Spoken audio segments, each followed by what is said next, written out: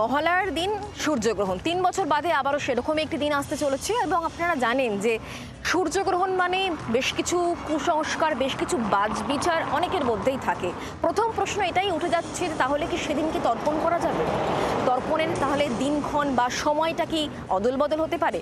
শাস্ত্রবিদরা কি বলছেন, জ্যোতির্বিজ্ঞানীরা বা কি বলছেন, আসুন দেখাই।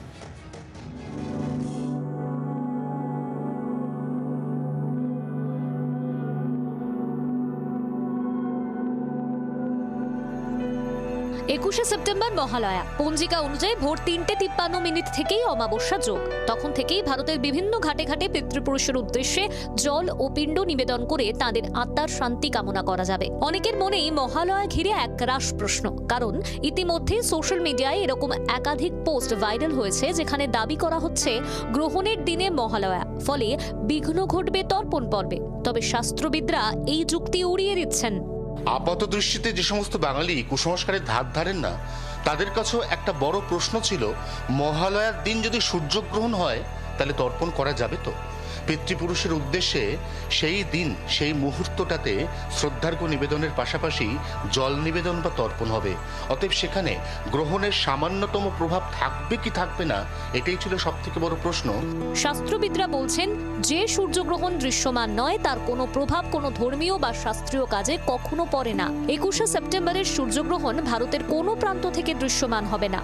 আমাদের তর্পণ শুরু হয় উষা লগ্নে, তাহলে আমাদের এফেক্ট করলো না। প্রথমত অদৃশ্য, দ্বিতীয়ত যেটা হলো সেটা হচ্ছে যে আমাদের যে টাইমিংটা অর্থাৎ উষা লগ্ন, সেই উষা লগ্নেই কিন্তু তার আগেই সূর্যগ্রহণ কেটে যায়। অশুভের কোনো ব্যাপারটা না, এটা তো জাগতিক নিয়মে হচ্ছে। আরও এক ধাপ এগিয়ে জ্যোতির্বিজ্ঞানীরা জানাচ্ছেন, গ্রহণের সময়কাল কার্যত মহালয়ার দিন পেরিয়ে প্রতিপদে। কারণ ২১শে সেপ্টেম্বর ভারতীয় সময় সূর্যগ্রহণ শুরু হচ্ছে রাত ১১টায়। গ্রহণের চূড়ান্ত মুহূর্তে সূর্যের প্রায় ৮৬% ঢাকা পড়ছে চাঁদের ছায়ায়। ভারতে তখন ২২শে সেপ্টেম্বর রাত ১:১৩। গ্রহণ যখন ছেড়ে যাচ্ছে তখন ভারতীয় সময় শেষ রাত ২২ তারিখের ৩:২৪। তর্পণের সময়কাল ২১শে সেপ্টেম্বর ভোর ৩:৫৩ থেকে বেলা ১:৩০টার মধ্যে। ফলে সূর্যগ্রহণের জেরে তর্পণের সময়কালে বিঘ্ন ঘটার কোনো সম্ভাবনা নেই।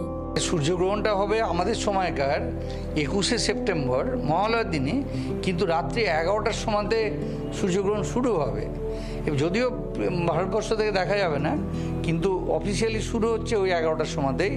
এবং ওটা যখন পুরো সূর্যগ্রহণটা, এটা অ্যাকচুয়ালি টোটাল ইক্লিপসও হচ্ছে না, ম্যাক্সিমাম 86% ঢাকা পড়ছে। এবং হয়ে পরে যখন অ্যাকচুয়ালি লাস্ট যখন সূর্যগ্রহণ থেকে বেরিয়ে যাচ্ছে, তখন আমাদের সময়কার ২২ তারিখ